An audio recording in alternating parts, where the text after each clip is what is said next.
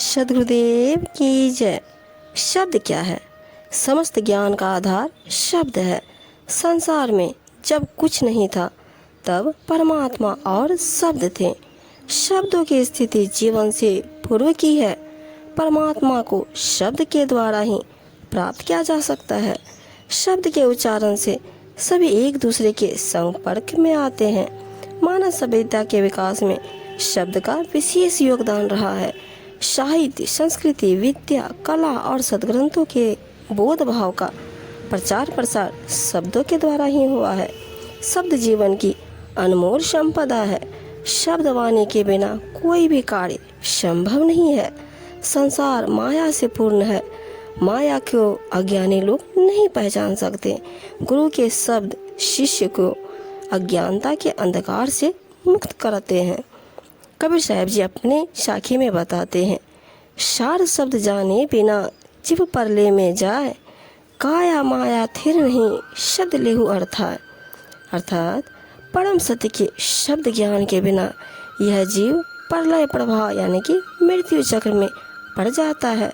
इसका शरीर तथा धन संपत्ति दोनों ही स्थिर नहीं है, अर्थात ये अस्थायी तथा नाशवान है। इसलिए निर्णय शब्द ज्ञान का यथार्थ अर्थ को भली भांति समझ लेना चाहिए तथा काया माया का मोह त्याग देना चाहिए। निरर्थक माया काया का मोह ही मोक्ष की। शब्द वाणी लोक व्यवहार का महत्वपूर्ण साधन है। श्रीमयी मीठी शब्द वाणी से अनजान पराये भी अपने मित्र बन जाते हैं। इसके विपरीत क्रोध व कटुता के शब्द दूसरों को शत्रु तो बनाते ही हैं, स्वयं को भी जला देते हैं। शब्दों को सोच विचार कर ही मुंह से निकालना चाहिए। लोक व्यवहार में वाणी के संभाल की आवश्यकता होती है। कबीर साहब ने वाणी के 4 प्रकार बताए हैं। पहले प्रकार की वाणी अहंकार भरी होती है। यह वाणी दूसरों को चोट पहुंचाने के लिए होती है। इससे न तो वक्ता को लाभ होता है न ही श्रोता को।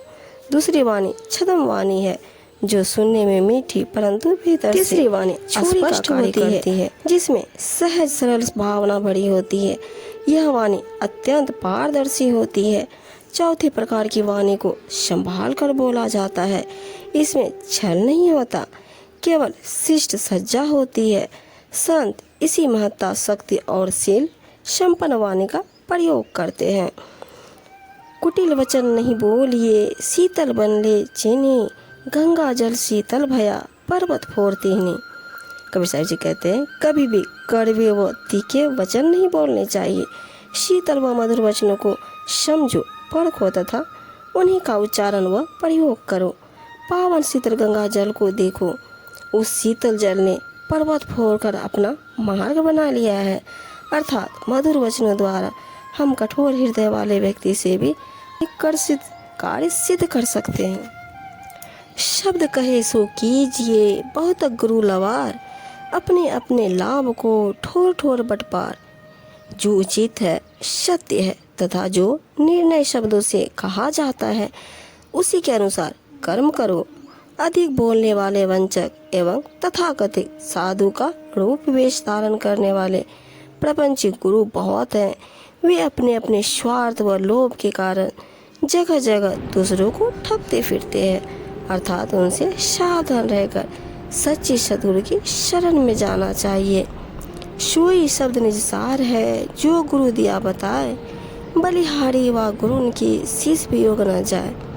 यूँ तो संसार में बहुत सी शब्द वचन का प्रयोग होता है, परंतु जो शब्द ज्ञान हमें सद्गुरु के द्वारा प्राप्त होता है वही सत्य और न्यायपूर्ण है।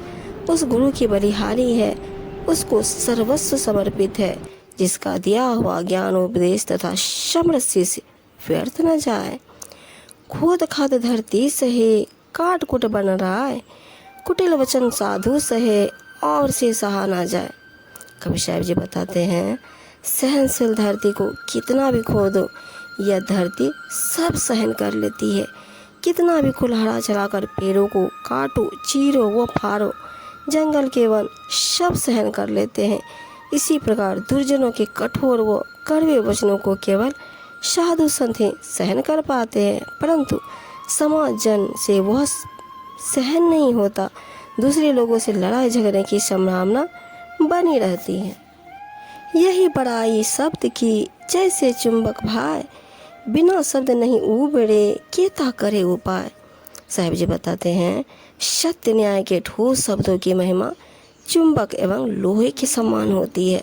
अर्थात जैसे चुंबक दूर से लोहे को अपनी ओर आकर्षित कर लेता है, वैसे ही सत्य ज्ञान के शब्द मुमुक्षुओं को अपनी ओर खींचकर मोह माया से दूर कर देते हैं। सत्य के ठोस शब्दों के बिना कल्याण नहीं हो सकता, अर्थात इस भवसागर से पार नहीं हुआ जा सकता, चाहे कितने भी उपाय किए जाएं। वह शब्द तो सब में है, परंतु सभी से न्यारा है, अर्थात वह सब में निर्लिप्त, असंक एवं निष्प्रिय है।